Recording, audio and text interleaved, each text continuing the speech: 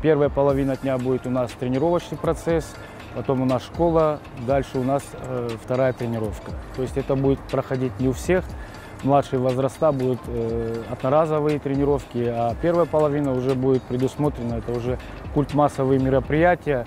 То есть задача у нас не только воспитать детей, которые играли бы хорошо в футбол, но еще, чтобы они были образованными. Это очень важный фактор. И образование, потому что, сами понимаете, не все могут выйти отсюда как вот профессиональными футболистами, но хорошими людьми, гражданами нашей республики, России, они должны быть полноценными.